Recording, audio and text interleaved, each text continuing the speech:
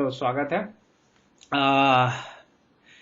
Regular expression में। आज जो हम प्रॉब्लम करने वाले हैं बहुत ही सिंपल प्रॉब्लम है और इसी प्रॉब्लम को यूज करके हम रेगुलर एक्सप्रेशन के दो प्रॉब्लम को सॉल्व करेंगे। मैंने ये लिख लिया है तो टाइम बचेगा, बट पॉइंट ये है कि आज हम जो रेगुलर एक्सप्रेशन करने वाले हैं वो आइडेंटिफिकेशन का डिस्कशन करने के लिए, आइडेंटिफाई कैसे करते हैं एक पर्टिकुलर पैटर्न को, ठीक है ना। उसके लिए जो फंक्शन हमने डिस्कस किया था लास्ट क्लास में वो ग्रेप और ग्रेपेल है, ठीक है, और एक स्ट्रिंग बना के रखा हुआ मैंने, ठीक।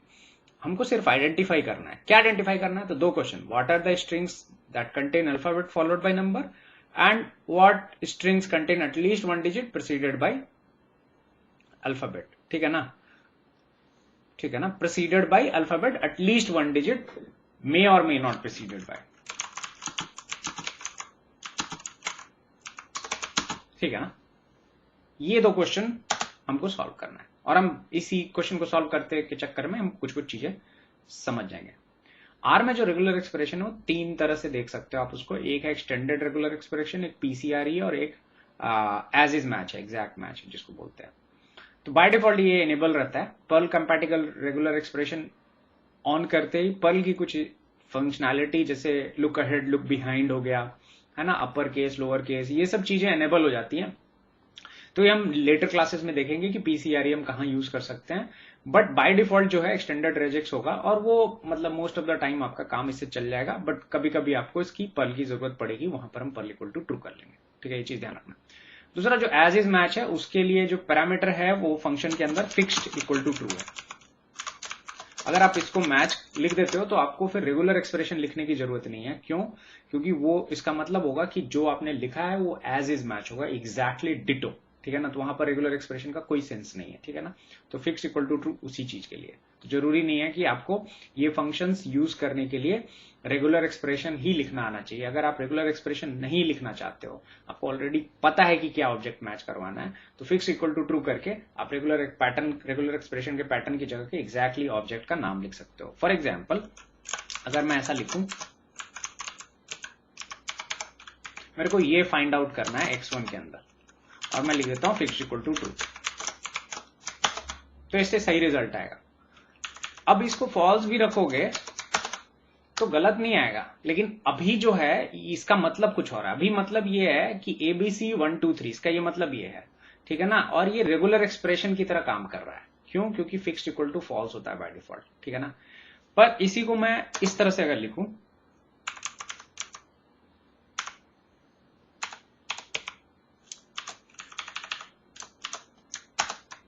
तो आप देख सकते हो यहां तो ये ट्रू आया है, यहां पर भी ट्रू आ गया है, ठीक है। पर यहां पर अगर आप फिक्स्ड इक्वल टू ट्रू लिखोगे ना अब, तो ये नॉनसेंस रिजल्ट आएगा, कोई मीनिंग नहीं है इसका। क्यों? क्योंकि फिक्स इक्वल टू ट्रू का मतलब है यहां पर रेगुलर एक्सप्रेशन आपको नहीं लिखना है, यहां पर आपको एग्जैक्टली कोई स्ट्रिंग पता है और वो ढूंढ रहे हो, वो चीज लिखनी है, ठीक है ना। तो fix equal to true as is match के लिए अगर आपको एज इज मैच कराना है तो, ठीक है। नाउ हैविंग सेड दैट, हमको क्या ढूंढना है इसमें, ठीक है ना। तो आई होप ये फिक्स्ड का पैरामीटर का आपको ये समझ में आ गया हो, ठीक है ना। और इसको अगर नहीं समझ में आया तो एक दो एग्जांपल रन करके देख लेना, एज इज मैच कराता है, ठीक है। अब हम पहले वाले पॉइंट पे आते हैं, हम दूसरे वाले पॉइंट पे बाद में आएंगे। पहले वाले पॉइंट पे सबसे पहले आते हैं एक्सटेंडेड रिजेक्ट्स। तो ये एक्सटेंडेड रिजेक्ट्स है। तो सबसे पहला क्वेश्चन क्या, what are the string contain alphabet followed by number.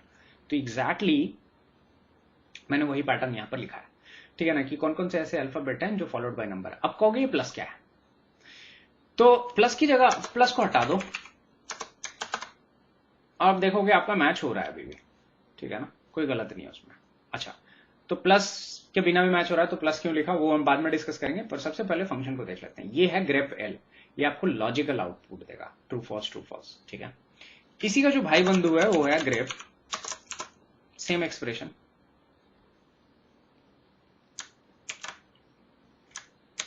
ठीक है, बस ये इंडेक्स रिटर्न करेगा। अच्छा, इसी का एक दूसरा भाई बंधु ग्रेप, इसमें वैल्यू इक्वल टू ट्रू आप कर दो पैरामीटर को, तो ये आपको आप वैल्यू बताएगा, ये इंडेक्स नहीं बताएगा आपको। तो हमको ये समझ में आ गया कि हम तीन तरह से चीजों को फाइंड कर सकते हैं। एक हम बूलियन देख सकते हैं उसका, एक इंडेक्स देख सकते हैं और एक वैल्यू देख सकते हैं। तो ये तीन चीज आप इस तरह से आप यूज कर सकते हो। अच्छा, अभी भी ये रेगुलर एक्सप्रेशन सही नहीं है। क्यों सही नहीं है? क्योंकि आप देखोगे ये इसको मैच हो रहा है, इसको मैच हो रहा है, पर इसको मैच नहीं हो रहा है। तो इसको मैच करने के लिए हम क्या कर सकते हैं, तो इसको मैच कराने के लिए हम क्या कर सकते हैं, हम यहां पर जाएंगे और यहां पर ए से जेड कैपिटल लिख देंगे। बढ़िया, ये अब मैच हो रहा है। आप देख सकते हो ग्रेप में वैल्यू इक्वल टू 2 कर देते हैं।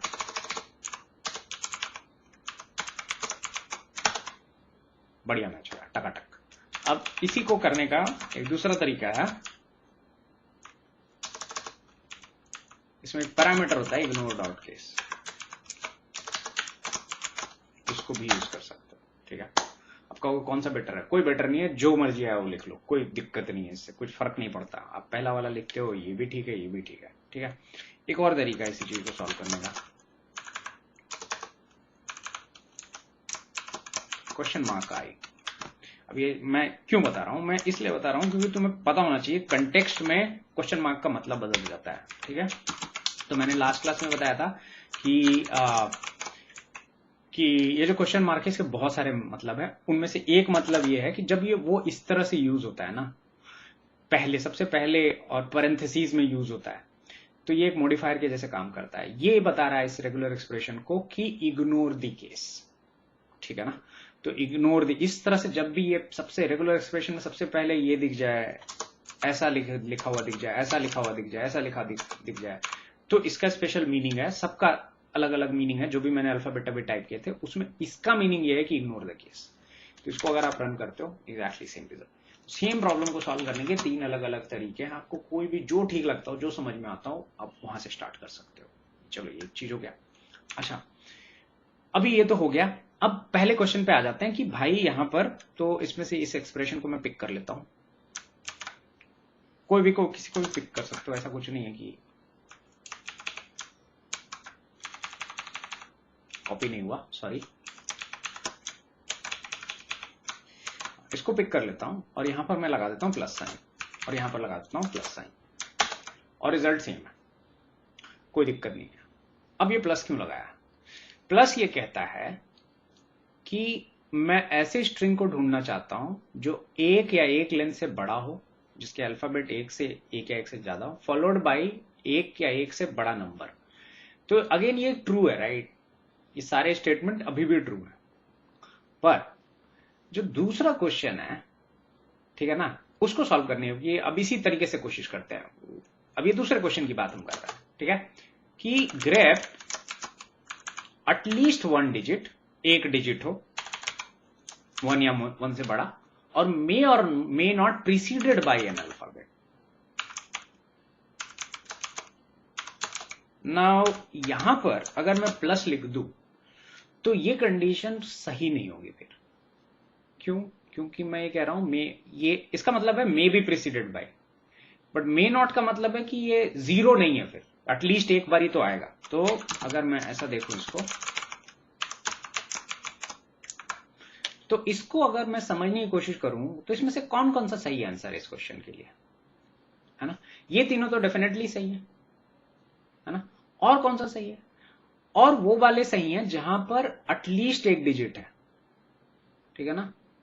तो इसका मतलब इसको छोड़ के सब ट्रू है,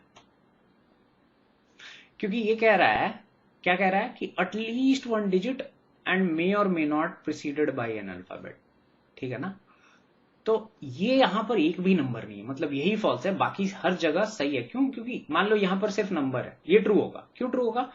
क्योंकि मे नॉट प्रीसीडेड भी ट्रू होना चाहिए, ये हम कह रहे हैं। तो इसके आगे है नहीं है, तो ये भी ट्रू हो गया, ठीक है ना? तो ये सारे ट्रू होंगे, ठीक है ना? सारे ट्रू होंगे। अब कहोगे कि नहीं नहीं, एक minute, wait wait wait wait, ये सही नहीं है, ये क्यों ट्रू है? ये भी ट्रू होगा। क्यों?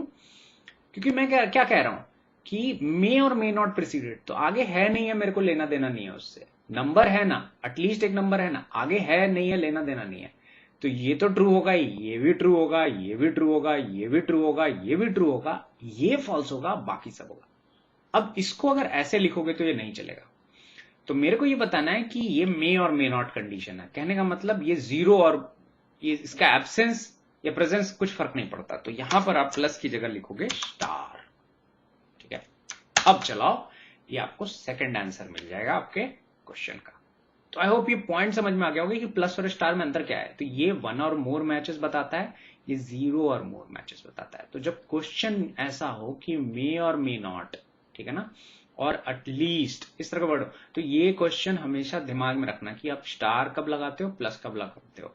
90% केसेस में आप प्लस लगाओगे, बट मैं कह रहा हूं कि कई बार क्वेश्चन ऐसे भी होते हैं, तो वहां पर ध्यान रखना सिनेरियो को, ठीक है, ये चीज है। तो आई होप ये आपको समझ में आ गया होगा ग्रेप ग्रेपेल में क्या अंतर है, ग्रेप ग्रेपेल और ग्रेप के 3 वर्जन। अच्छा, और क्या क्वेश्चन इससे सॉल्व कर सकते हो, तो ये क्वेश्चन हो गया, कुछ क्वेश्चन जो हमने कुछ उससे सॉल्व किए। और क्या क्वेश्चन सॉल्व कर सकते हो, मान लो इसके अंदर स्पेस डाल देता हूं।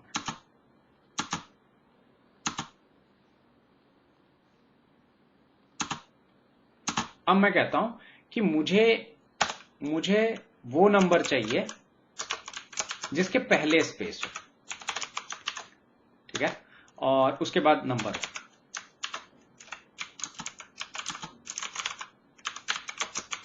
ठीक है, तो सबसे पहले मैं इसको री एग्जीक्यूट कर लेता हूं। ठीक है, तो ये क्वेश्चन क्या कहता है कि स्पेस फॉलोड बाय नंबर। ठीक है, तो ये सारे हैं करेक्ट, बिल्कुल ठीक है। अब एस के लिए स्पेस होता है, मैं बस यही समझाना चाह रहा था। अब इसके बीच में आप ना बीसीओ स्पेस डाल दो, इसको फर्क नहीं पड़ता। पर अगर मैं ये बोलूं कि पहले स्पेस है या नहीं है, एक से ज्यादा, आई डोंट केयर, डिजिट है कि नहीं, अगर एक डिजिट है कि नहीं तो ट्रू करा दो, तो उस केस में अगेन सारे मैचेस होंगे, एक को छोड़ के जिसके अंदर सिर्फ अल्फाबेट पड़ा हुआ है, जो ये वाला स्ट्रिंग है, कहां गया ये वाला, इसको छोड़ के सब मैच हो जाएगा। ठीक है ना, सो ये चीज ध्यान रखना। ठीक है ना, तो अगेन एक एग्जांपल जो आपके इंट्यूशन को स्ट्रॉन्ग बनाएगा। ठीक है, तो आई होप ये पॉइंट क्लियर हो गया होगा कि ग्रेप और ग्रेपेल में काम कैसे करते हैं, किस तरह से स्ट्रिंग मैच कराते हैं, पैरामीटर्स क्या क्या हैं इसके ग्रेप और ग्रेपेल के, उससे आपको आइडेंटिफिकेशन करने में दिक्कत नहीं होगी। ऑफ कोर्स आप वैल्यू इक्वल टू फॉल्स करोगे तो आपको यहां पर इंडेक्सेस मिलेंगे।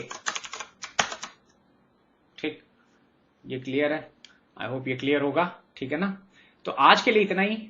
अगली बार जब हम करेंगे वो हम करेंगे रिप्लेसमेंट, और फाइनली हम देखेंगे एक्सट्रैक्शन। ठीक है ना, तो 2 क्लासेस और हैं, आइडेंटिफिकेशन, रिप्लेसमेंट और एक्सट्रैक्ट। आइडेंटिफिकेशन आज हो गया है, ठीक है ना, हमने कुछ इसमें से कैरेक्टर देख लिए हैं, और हम आगे नेक्स्ट क्लास में कुछ कैरेक्टर्स को एक्सप्लोर करेंगे। तो हमने आज क्या क्या कैरेक्टर्स देख लिए हैं, हमने आज की क्लास में कैरेक्टर्स जो देखे हैं वो देखे हैं प्लस, स्टार, है ना, /s/d